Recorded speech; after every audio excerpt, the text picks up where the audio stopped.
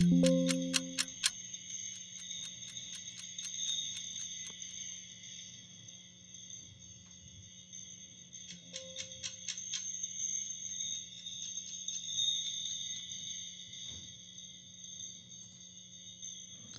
everybody. Welcome to a special edition of the Dirt with D. Before I go too far into this, so I just did one for like 45 minutes. And come to find out that the volume wasn't working. So I get to do this shit all over again. Like a freaking idiot. I keep telling everybody I don't know what the hell I'm doing with this crap. Now maybe you guys will believe me. So I guess we'll start this off. This is kind of a unique special edition. I planned on going back to doing a monthly or a weekly podcast first of the year, but I decided to come on and, well, for those of you who don't know, I had a heart attack last week, a week ago today. I figured I'd come on, first of all, tell everybody I'm still alive and kicking. I'm still north of the dirt, improving a little bit. Still a little short-winded. Don't have the energy quite back yet that I did, but it's getting better every day. I know I got to make some changes in my life, but I figured I'd kind of go through what it's like to have a heart attack and live through it. And it's more of a PSA for those guys out there, guys and gals both. When this crap happens to you, don't do what I did and try to play it off, walk it off, because it's just not going to happen. You're not going to walk off a heart attack. Found that out the hard way. So let's get started with this little journey. So again, I told you it was a week ago today, Sunday of last week. Actually, I started off like any other day, got up, was tired. Of course, I didn't get home till late. So I was dragging, but I had to go down to Sarasota and take care of a few things. So I did that, and it's kind of one of those cloudy, dreary days, and I just felt kind of blah all day. So I get down, do my thing. I'm gone for about maybe 3-4 hours. Get back home, and so I've been having issues with my left arm anyway. I've done it to my right arm. I tore a rotator cuff. I did it with my left arm because got to balance out, I guess. So I was having some pain in my left arm. Then I started getting pain in my right arm, and it was kind of like, it kept getting worse. Kind of like, after a long workout, everything's tight and sore and aches. Then I started getting real tightness in my chest, which turned into pain in my chest. I'm kind of like a sharp pain. And I'm thinking, well, what did I do? Yeah, idiot, what did you do? Working too freaking hard. I guess I got to slow down. I'm getting old. Can't do this crap anymore. So this went on for, I guess, about an hour and a half. And I'm thinking, okay, I'm going to walk it off. Go lay down, maybe stretch a little bit. Maybe that'll help. Zeus followed me around, went and laid across the bed, tried to get it to a comfortable position. I couldn't. There was no comfortable position. And then actually my partner Mickey actually messaged me, and he said, hey, just wanted to touch base, how are we going to plan this week? What's going on tomorrow? Kind of discussing that. And I told him, I said, I'm not 100% certain. I said, you might have to go check on the boys tomorrow and just make sure everything's going good, because I don't know if I'm going to make it. He's like, what do you mean? You never call in sick, especially the day before. And I told him, I said, I'm having these pains, like my arms and my chest, like real sharp pains in my chest. So this is Friday, and he's off with his family, and he probably had me on speakerphone. Well, his wife, Diane, sweetheart, is an RN. Right. She's hearing this conversation, and she said, you need to get your ass off this phone, and you need to call 911 right away. I'm like, yeah, I'm not calling 911, just a little sore. I said, no, that's not soreness. I said, okay. I said, yeah, okay. Well, let me see how it goes. So I got off the phone with them, and, again, probably another half an hour being hard-headed. Anybody that knows me knows damn well I am hard-headed. Not just slightly hard-headed, extremely hard-headed. When I do stuff, I do it to the max. And it's not getting better, and in fact, it's getting worse. I'm starting to get the cold sweats, just not feeling good. Vision's getting kind of blurry.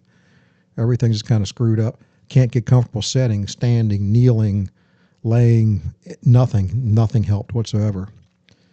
So and finally I thought, yeah, maybe I do need to do something. First of all, I thought about driving myself up to, the dock in a box, whatever they are. I'm thinking, I don't know if I can drive. So I was sitting there and basically I was staring at my phone for 5 minutes. And finally, I punched in 911. That was the easy part. Stared at my phone for another 5 minutes. Again, the easiest thing I've ever done in my life is punch in 911. The hardest thing I ever did in my life was hit send. Everything scared the shit out of me, to be quite honest. Because I'm thinking, what about Zeus? Who's going to take care of Zeus?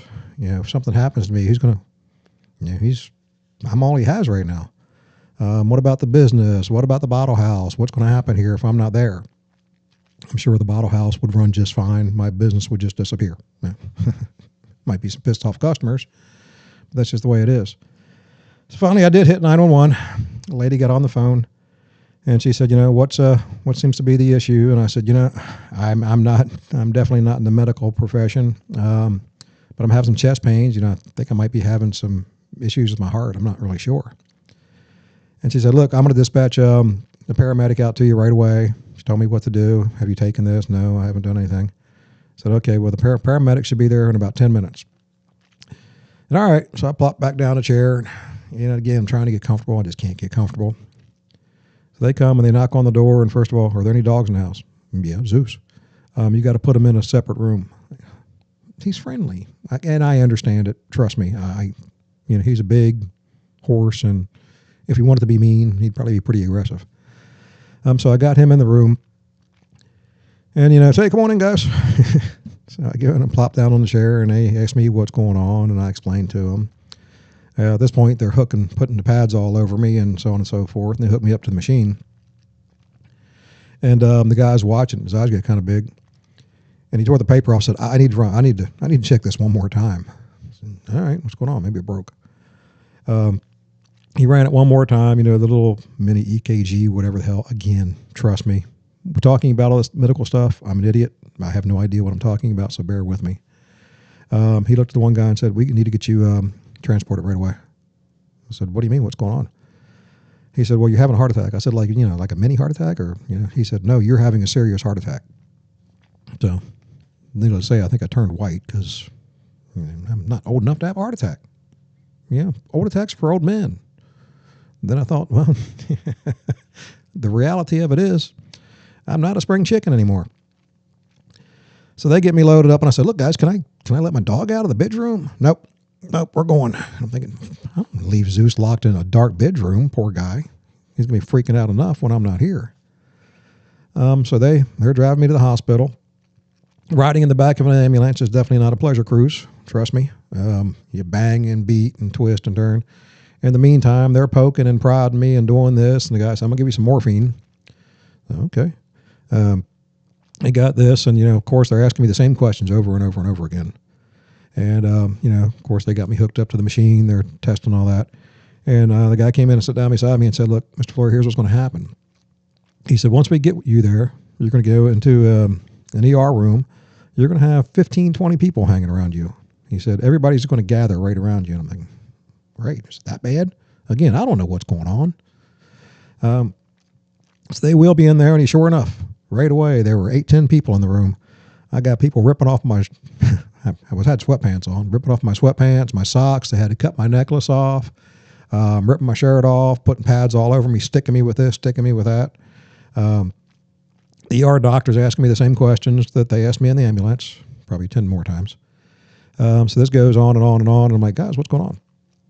And they said, well, Mr. Flory, you're in the process of having a heart attack, and we need to get you prepped to get you down to the cath lab. I said, what, are they going to do some more tests? And the guy just looked at me like, no, dumbass, they're not going to do more tests. So they get me on this thing. They wheel me down there. Orderly's taking me down. I'm shooting shit with him about music and, because I'm trying to stay. Like he even looked at me and said, you're trying to John Wayne this, aren't you? I said, yeah, that's a good way to put it, my friend. So we get down there, we go into the cath lab. Well, lo and behold, they're having issues in the cath lab. The equipment's not working right. That's wrong. I don't know. I'm just, I'm along for the ride at this point, literally. And the guy's over there cussing, nothing's working. And I told the orderly, I said, look, dude, I got to pee. So he said, look, I'm going to sneak you out of here. We're going to run across the hallway. He wheels me over. And, of course, they got me hooked up to something. He unplugged me. He said, don't tell anybody, but go ahead and do your thing. I said, well, it's either do it in here or do it on this table, and I'd rather do it in there. So he got me, and we plopped back on, went back into the cath lab. They're like, okay, we're going to take you somewhere else. Okay. I said, you're driving. I'm just, again, along for the ride. So they take me down to another, I guess it was what they originally used, because this new cath lab is basically brand new. The guy was told me they just spent like millions of dollars on this thing, and it shit don't work. I think, great. I said, it's probably me. Yeah, technology obviously doesn't work very well for me. So they get me down to this new room. It's a lot smaller, real tight. They got to move a bunch of crap out of the way. It's almost like a storage room to me, it looks like. My camera's going nuts. So they get me over there. They're having issues again. The table doesn't work. Like, oh, great. This is a freaking comedy of errors. Only me. So they're farting around. And in the meantime, they'd called in the cardiac specialist, doctor, whatever the hell they're called. Again, everybody in the medical profession, excuse me, I know nothing about what I'm talking about. So he comes in. I could tell he's irritated. And he said, call St. Joseph's or whatever it is up on Big Bend. Because I'm at South Shore Hospital, which is in Sun City. Which, it's Sun City. Obviously, they're going to have a cath department. So they finally got the table working. The guy's like, I got it working. The thing's moving around now. It's what we need to do. I said, okay. So they, on the sides of the table, they put on these wings. My left arm is over on one, and they put my right over. It's kind of like it's its own little separate thing. I plop my arm down, and they strap my arm down, hand straight up, and they get me strapped off all good.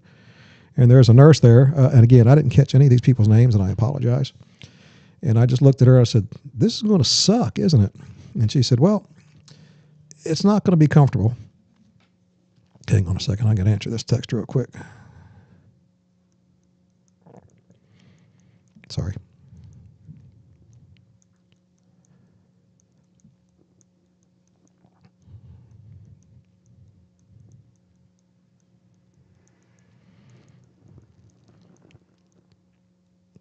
All right. So I said, yeah, this basically is going to suck. And again, she said, well, it's not going to be comfortable. And, when a nurse says it's not going to be comfortable, I'm thinking it's going to suck. Because they're not going to look at you and say, it's going to suck.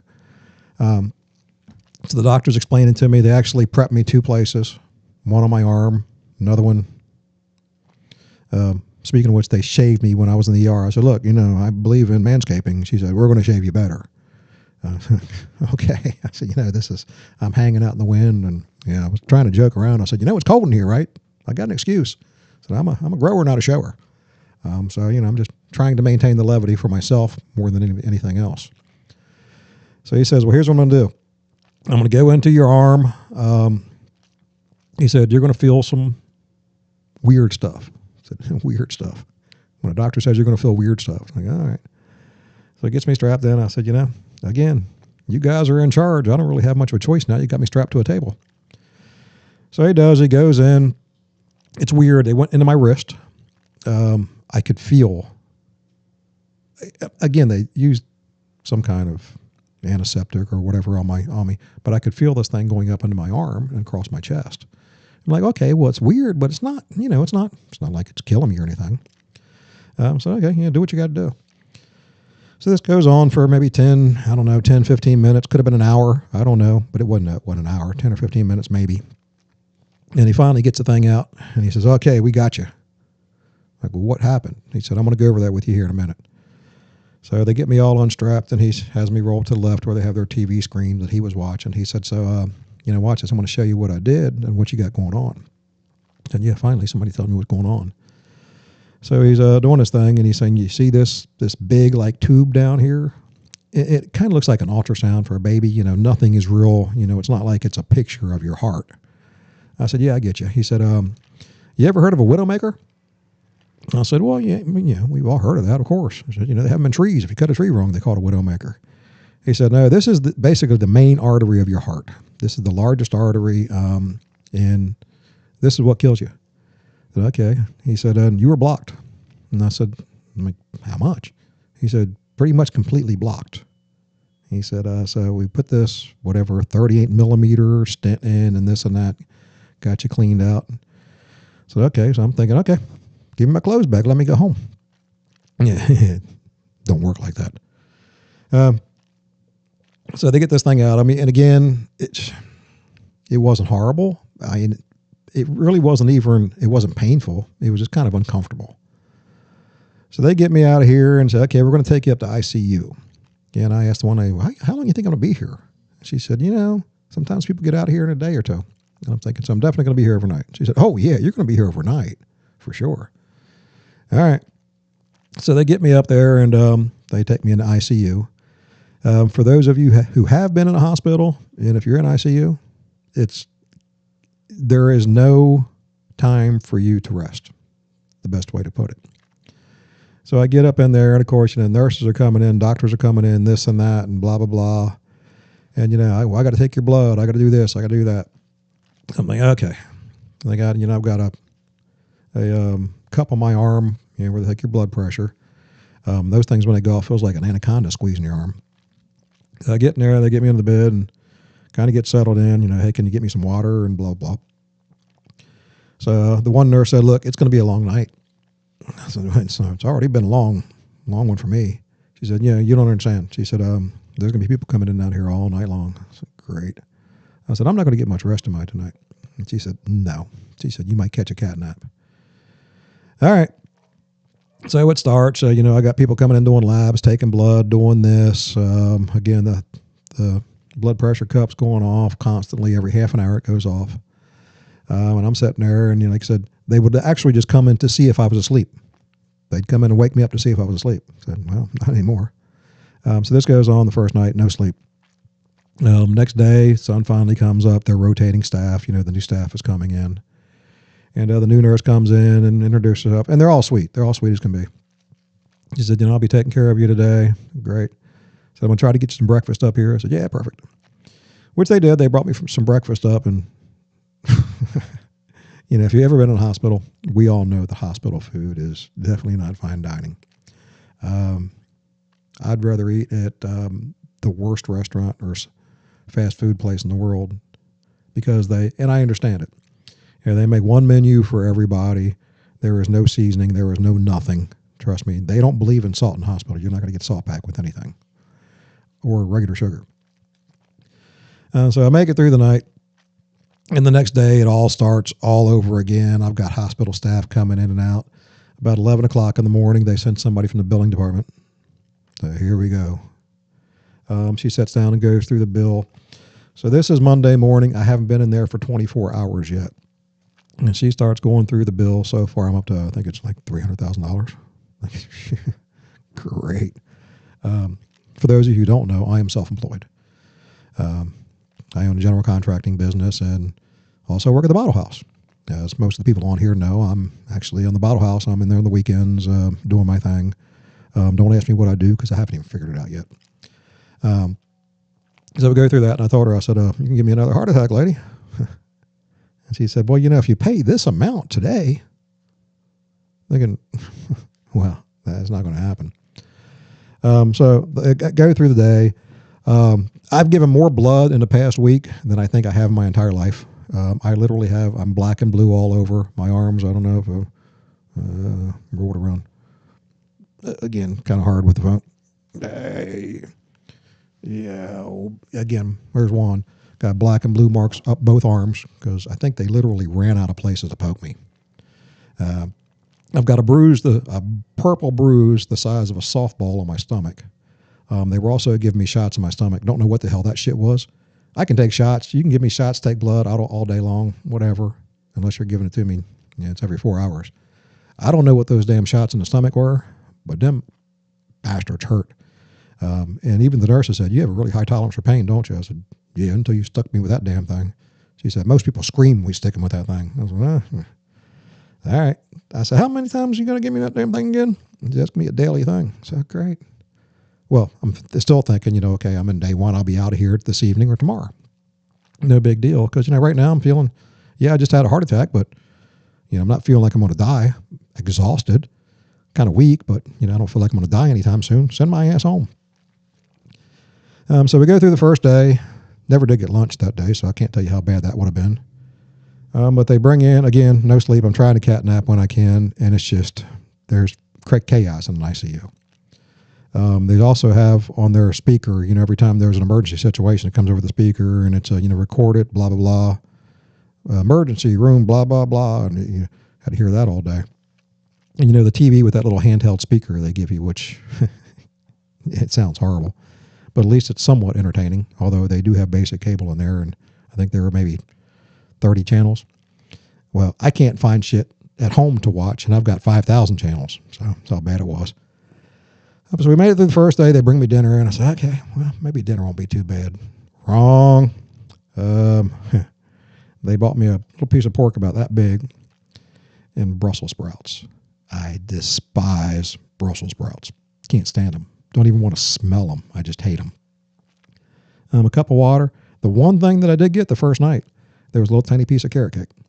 I'm not a big cake fanatic, but everybody knows carrot. Well, if you know me, carrot cake is the one cake that I actually like. Hang on, phone never stops. So we go through this, and I'm already asking, when can I get out of here? Well, you're going to be here for another night. So this is Sunday night, Monday night, and then we'll talk about it in the morning. All right. So I'm in there through the course of the night again, between the blood pressure cup, people coming in and out all night long, labs. Now they're starting to give me breathing treatments, and they're swabbing my nose and this and that, and I lost track of everything they were doing to me. So again, night 2, no sleep. Cat nap here and there, that's about it. So I make it through to the morning, bring me breakfast. The nursing staff changes, I want to say, around 7 o'clock in the morning.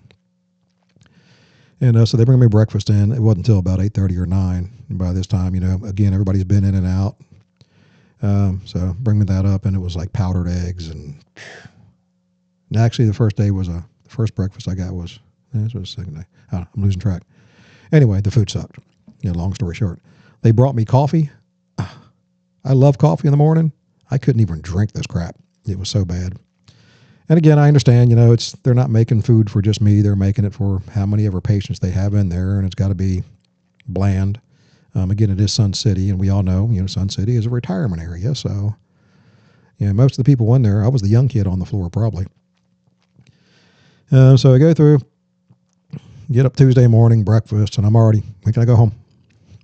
I'm ready. Feel great. And, the cardiologist comes in and this and that, and he's like, well, we're having some issues. I'm like, what? Something you all did? And he said, your blood pressure is really low. And I said, yeah, my blood pressure always tends to run a little bit low. He said, no, it's pretty low. We need to do something about that. And we're not going to let you go until we can get it straightened out. Great. And I'm telling you, hey, guys, I got a dog at home that is extremely attached to me, and he's probably not even eating now, which, he was being taken care of. Don't worry. I'll get into that later. I said, all right, whatever. So they're trying all these different medications. They're doing this, doing that. And again, they're monitoring me just 24 hours a day. And this goes on Tuesday evening, get my dinner. I'm thinking, okay, I'm not getting out of here today. I can see that already. So again, we go through another night. Tuesday night, I'm still in ICU. Not a bit of sleep. Sorry. Yeah. And at this point, I'm actually starting to kind of almost hallucinate because I'm getting so damn tired. So I make it through the night. Don't know how. I finally figured out a way where I could kind of roll onto my side slightly. Because again, I've got, in both arms, I've got ports, where they give you the IVs and this and that. I don't know why I had 2. I have no idea, but I had 1 in each arm. Had the O2 thing strapped to my finger. I've got the blood pressure cup on my other arm. I've got at least 10 pads all over me attached to this and that and wires and everything else. Yeah, this sucks. So I finally kind of got to a point where I could just lay on my side and maybe catch a cat nap. I did that. And again, in the meantime, I think I finally fell asleep, and somebody came in just to make sure I was asleep. She came in and woke me up to make sure I was asleep. All right. Again, I maintained my cool. So we're going in. So Wednesday. I think we're at Wednesday now. And finally, I said, you guys, I need to be able to get up and out of this bed because I'm starting to freaking lose my mind, for one. And also, I got to go to the bathroom. That's when the girl told me, well, we've been giving you stool softeners. Like, please don't give me any more of that crap, because again, the name of this program is The Dirt with D. You want the dirt, you're going to get the dirt. I was afraid to fart. That's how bad it got, because I was afraid I was going to crap myself. I said, I need to be able to get up and go to the bathroom. I can't do what I have to do in this little cup you give me to pee in. I can't do it. So she said, we'll let you go in there by yourself, but we have to help you. I said, well, you're not coming in with me. Let's get that straight right now. I mean, there's certain things I'm not going to share with anybody.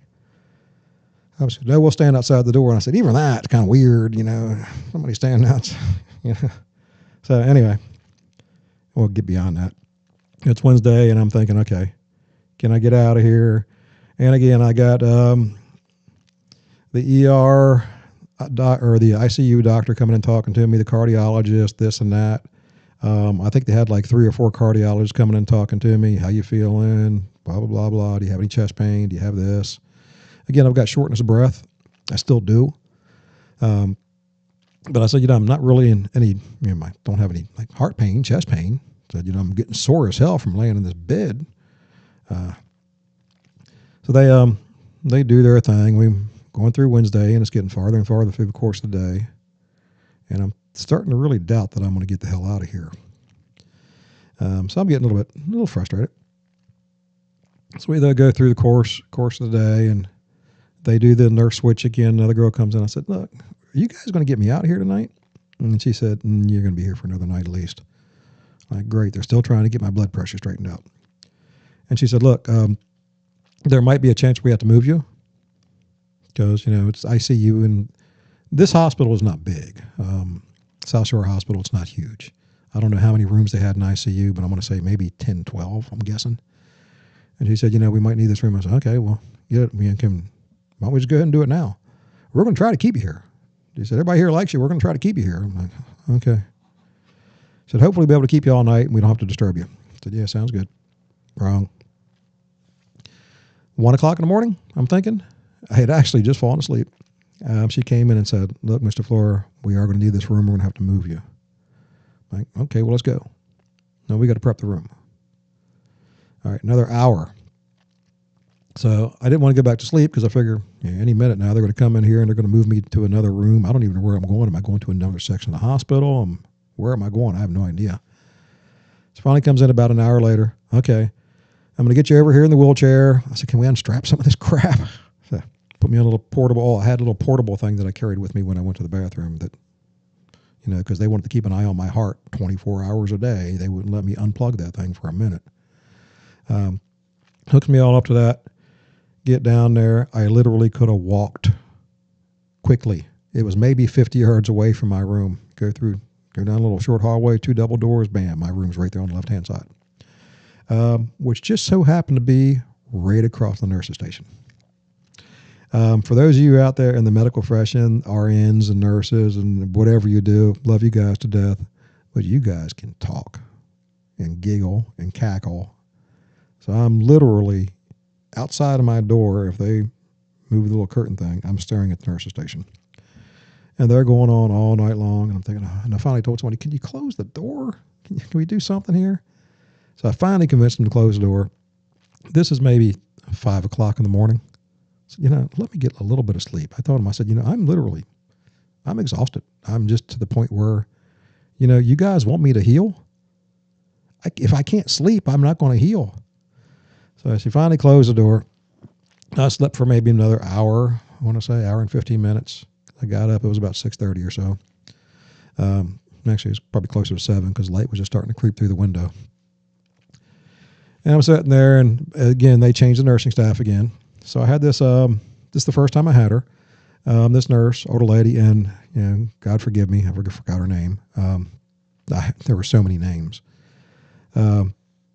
She actually came in and said, well, here's what's going on, which nobody's really telling me what's going on. She said, your blood pressure is low. She said, there's a magic number in here. We need to get you above at least 100 over whatever, to where they're comfortable sending you home. I said, where am I at? She said, right now, we got you up here at about 96, 97 steady, average. So it's only like 2 points, 3 points. What's a big deal? She said, don't work that way. She said, look, I'm going to try a few things. She said, I'm going to mix your medication up a little bit. I mean, I don't know if she had the right to do that or she talked to a doctor or whatever. But anyway, she said, I want to try a few different things. So whatever you need to do to get me the hell out of here. So she did. She said, let's try this for a while and see She came back in to take my blood pressure, and I said, "Am I going to get out of here today?" And this is early afternoon sometime. She said, "Look, I'm going to be honest with you. Doesn't look good." I'm thinking, I can't stay here another night. I can't do it. Getting to the point now where now I'm starting to get kind of aggravated. I kind of got short with her, not directed towards her, but just short. She was having a bad day too because the CNA didn't come in, and she was running her ass off. And again, this lady's a sweetheart. I said, "Look, I'm not staying here another night." I said, "I'm not in prison, correct?" I said, "Yep." I said, I can choose to just leave." She said, "Well, you can, but we don't recommend it." I said, "You don't understand. I'm going home. There's no two ifs, ands, or buts about it. My ass is going home. My clothes are right there. I know where everything is. I can rip this stuff. I'll pull these freaking ports out of my arm right now. It doesn't bother me a bit. Although the tape on those damn things, I don't know what the hell they used to tape, but literally I think it ripped a hole in my arm." And again, I told her, I said, I don't mean to take this out on you. I said, "You've been nothing but perfect or fantastic. So I'm just frustrated." She said, "No, I understand 100%. About an hour later, the vice president of the hospital comes in. I'm thinking, shit, they done called in the principal. So he comes in and talks to me. He's a typical vice president. He's a politician. "Mr. Flora, I'm blah, blah, blah, blah, the vice president of," I go, "Okay." Hands me his card, business card. He said, "I understand you want to get out of here." "Yeah, bad." He said, "Look, let me see what I can do." He said, "You know what? I'm not going to override a doctor, but just let me see what I can do." I said, "If you can get me out of here," I said, "trust me, I'd appreciate it." I said, "Look, the people here have been great." I said, "But you have to understand, I've gotten zero rest since I've been here, zero sleep." I said, "How is somebody supposed to heal and get better when it's almost sleep deprivation?" That's kind of what, to the point I got, it felt like. And he said, I get it. And I said, and the nurse's station is right there. It's loud down here. I can't get comfortable. He said, "Yeah, let me see what I can do." Well, he never came back. But then the nurse came back in. It was sometime in the evening because I already had dinner. Fantastic dinner, by the way. She said, "Look, we're going to get you out of here tonight." I said, "You let me get dressed now." She said, "It's still going to take a little while." I said, "Well, can you do me a favor?" She said, "Yeah, what?" I said, "This room has a shower in it, right?" She said, "Yeah." I said, "Can I take a shower?" I said, "Quite honestly, I'm to the point now I can't even stand being around myself." I said, "Thank God you guys wear masks," because although she took hers off all the time. I said, I don't want it. I stink. I haven't had a shower in 4 or 5 days. I'm sweating." And she finally said, "Yeah, I'll make arrangements. I'll get you a shower." All right. I said, "Yeah, perfect." So finally, I guess about a half an hour later, she comes back in. She said, "Look, I got to get y'all unhooked from all this crap." I said, "Yeah, just except for they couldn't take the IV ports out." She wrapped bags around them for me. I said, "All right." She got me in there. Now, this is the worst and best shower I've had in my life. The shower itself sucked, but when you're stinky, sweaty, it was nasty. Just standing under hot water for 5 minutes made all the difference in the world. Was it the best shower of my life? No. I mean, I still can barely move around, and I'm worried that if I'm in there too long, they're going to send a search party in after me. So I finally got a shower dropped. Now the towels are this big. They're literally like 2 foot. She brought me in like 3 of them. She said, "Towels suck," so I'll bring you a couple. I said, "All right." So I finally get done, get back in. There's a chair in my room. I said, "Look, I'm not getting that bed right now. I'm at least going to sit on the chair for a while." And she said, "Yeah, that's fine." I said, "Besides, I'm going home." And I said, "In fact, I don't even want to put that hospital." Well, she actually gave me a gown to put back on, which, hospital gowns. Yeah. I think half freaking South Shore Hospital seen my ass in the past week. So I get over there, I put it back on. I said, "Yeah, if I'm going home, can I get dressed?" She said, "Go ahead." She said, "I don't care. Give me my clothes. Let me put some," and I just had sweatpants and a t-shirt, but just an underwear. Yeah. I said, "Just let me put my clothes back on." She did. It was great. Oh, I forgot to turn something on here real quick. Hang on. Bear with me. Sorry. So she got me to the point where I can get a shower, and I can't thank her enough for that, because that long without a shower was horrible. So finally, I'm going to say, I don't know exactly what time it was.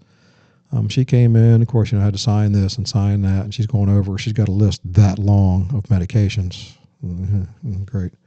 What's this going to cost me? So I finally get out, and she said, "How you getting home?" "Uber." She said, "Do you have friends who can come get you?" "Yeah." What do you want to call them? Nope. I said, I'm not going to drag anybody over there. I'm in Sun City. I live in Apollo Beach. I can get an Uber, and I'll be home in 15 minutes. And also, the good thing with an Uber driver, I don't have to explain what happened in the past week. He's going to drive my ass home, drop me off, and leave, which is perfect because I don't want to talk about it. So she gets me up. She said, I'm going to walk you down. It's a great, they used to make you go down, they push you down in the wheelchair and blah, blah, blah, blah. She said, you're fine. I said, I'll race you guys. I'll race you down there. Trust me. So we walk outside. I finally get a breath of fresh air. It's a little chilly that night, but felt great. And I told her, I said, look, you are the one that basically is getting my ass out of there. And I said, I'll never forget you for that. Gave her a hug, and she went back on her way. Said, you were actually a pleasure. And even though you did get frustrated, I said, yeah, I did. His little bench over there, I went over and plopped my ass down on the bench with my bag full of goodies from the hospital. And it just, I could have sat there for an hour. It was just so nice to be out of that room. But then Uber shows up. Of course, I didn't want to get home because Zeus. Uber shows up, get in. Guys, how are you doing? I said, look, I just been in the hospital for 5 days. Said, don't take this personal. I just want to get the hell home. He said, I get you. He said, besides, I want to get you there too because the game's on tonight. I said, yep, make both of us happy. Break the speed limit. I don't care. Just get my ass home. Sorry, a little dry. So I finally get home, thank him, do his thing, go in, open the door.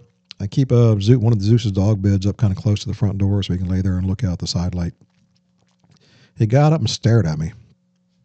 Just sat there and stared at me. And finally I said, are you going to say hi? Well, then it was almost like, the Flintstones when Dino comes and plows down Fred. He just came flying at me. And of course, so I had to spend some time with Zeus when I got home, even though I was exhausted. I'm thinking it's around 9 o'clock, maybe 10 o'clock. I don't even know what time it was at this point. And I told Zeus, I said, let me take you outside, get you a treat, and we're going to bed. So he gets in there, and Zeus got up right beside me, literally couldn't get a piece of paper between the two of us because he just had to be as tight to me as he could.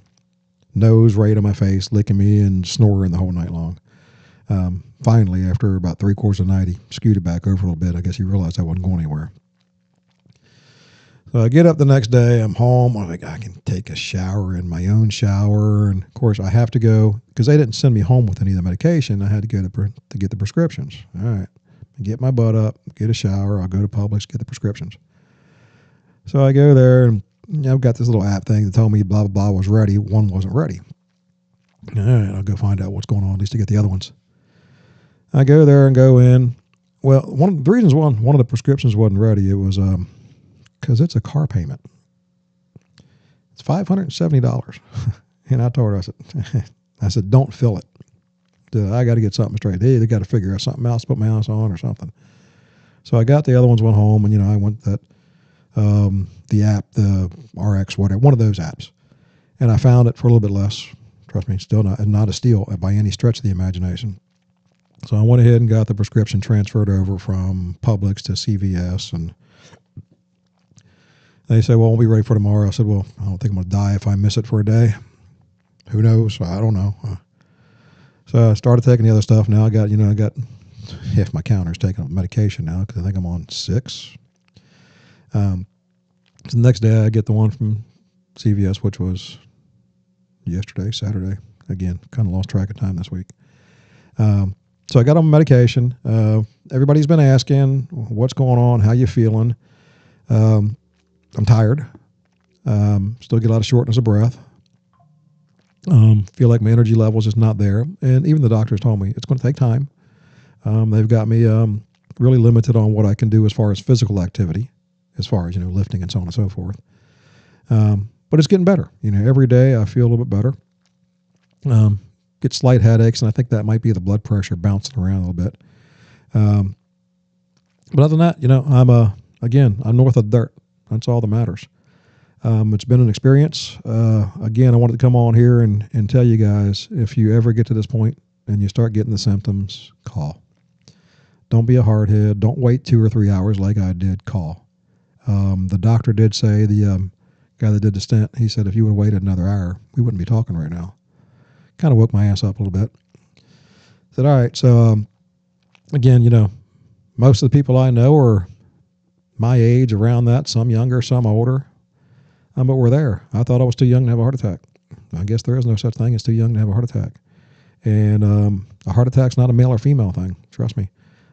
Good friend of mine, she's had multiple stents put in. Same thing. Got a bunch of friends. I won't go into names because I don't want to discuss their personal lives on Facebook, YouTube, whatever, wherever you're watching this. And they've had heart attacks. I do want to give a shout out. Everybody. There were so many people reaching out to me when I was in there, and I apologize that I didn't respond. For one, I was exhausted. Two, don't go to the hospital without a phone charger. I remembered to grab my phone and my wallet and some of the necessities, but I forgot a charger. Finally talked them into, because my phone was dead for a while. Oh, and Mickey, my partner, he came by one night and brought a charger. It was the wrong one. One for my phone. Like, yeah, oh well, it is what it is. But I did finally get them to charge my phone. But again, I still wanted to kind of limit the use. And to be quite honest, I really wasn't in the mood to answer a bunch of questions at that point. People were asking me where I was at if they could come see me. I didn't want visitors. Sorry. Brian, my buddy Brian Fitzgerald and his wife came by. I think they even knew that, well, I was kind of in and out of it anyway. Because again, I was so tired. And Brian's smart enough to know, hey, want to come by and see you, make sure you're okay, never get out of your hair. And that was great. The other time, it was me and the nurses and every other staff member of the hospital, because trust me, I think I met them all. They had to come into my room. They don't come in together. No. They wait for like 30 minutes after the last one was in there, then they come in. And they like to spread it out just to make sure you have somebody with you 24 freaking hours a day.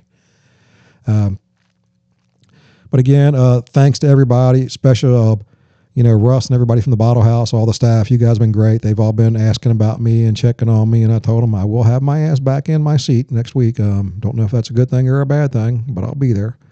I plan on being back to work my regular job starting tomorrow. Am I going to be able to do much? No. Am I going to make it all day? Don't know. I do wear out kind of easy, but again, it's just a matter of getting out and moving around. It's part of it's just like when you break a leg. You got to go through the therapy to get it so it's right again. It doesn't happen overnight, and I realize that. My life is going to change. Going to be on medication for certain things the rest of my life. It is the way it is. Not really much of a choice. Again, I want to thank you, Mickey. I was so worried about Zeus. So Mickey would come by in the morning and take care of Zeus and feed him, make sure he would take him out.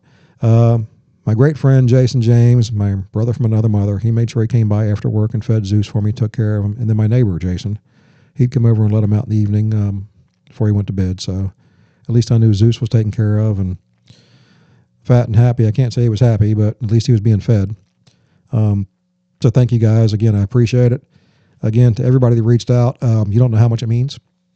Even though I didn't respond, just being in a hospital, because, again, I like to approach these things by myself. Not the kind of share, but there were times in there that I kind of got a little nervous, a little scared, and you start thinking about how your life is going to change. I didn't think I was going to die anytime soon, at least not after they finally got me in there. But I was just thinking, my life is going to change. Am I going to stop doing what I do for a living? No. Am I going to stop doing the Bottle House? No. Everybody always tells me I have to slow down a lot because I do work hours. Well, I'm still going to work the hours, but I'm just going to have to change the way that I work those hours, I guess. Especially my regular job, because I've always been very physical. I'm going to have to rely on people more than I ever did. Bottle House, if a brawl breaks out, I don't know if I'm going to be the one there breaking it up, and at least not for a while, unless I can talk my way out of it. So I'm going to rely on those guys a lot for that. But other than that, I'm getting better. I'd say I'm at 70%. And I was maybe at 60% 2 days ago. So, a little bit of improvement every day. Again, thank you guys so much. It means the world to me. That being said, I want to give you guys a heads up. So this weekend at the Bottle House on the 20th, it's our Christmas party. I plan on being there. It's our Christmas party for our patrons. Love you guys to come support. We've got to make American Mayhem plan that night. It's going to be a great night. Just come. The holidays are here. Let's celebrate together. A lot of us, like me, the only family we have down here are our friends. What's left of my family is 1,000 miles away. So the Bottle House is my family now. And of course, I've got some fantastic friends and they're family to me. Family's not blood. Then on New Year's Eve, we've been talking about this. Got Sobriety X. This is the first time in, I want to say, 5 or 6 years they've done a New Year's Eve show, because usually they do other things, but we talked about it early enough, and they said, look, we'll change our year around this year, and we'll come do the Bottle House for New Year's Eve. So you want to party on New Year's Eve, what better way to party than party with one of the biggest party bands in the area, Sobriety X? It's going to be a great time. There's not going to be any downtime with those guys playing. Can't tell you what's going to happen, but it's going to be a wild night with Sobriety X. So please, no charge. We're not going to charge you a cover charge. Just come, have fun with us. Let's celebrate getting through this year. Getting to another one. Maybe next one will be better. We say that every year. Nobody says, I hope next year is worse than this year. So let's spend the holidays together and have a good time. I know I'll be happy to be there, and I'll be happy to be anywhere. So guys, please come hang out with us this weekend. In the next couple weekends, we're going to be open Christmas Day too. If you don't have anything to do on Christmas and you're kind of feeling blah, come by and hang out at the Bottle House. I'm sure our lovely staff in there will take care of you. That being said, again, from the bottom of my heart, thank you guys. I appreciate it. I appreciate everybody reaching out. I'm still alive, at least till tomorrow. Again, I'll be back to see you guys soon. Love you guys.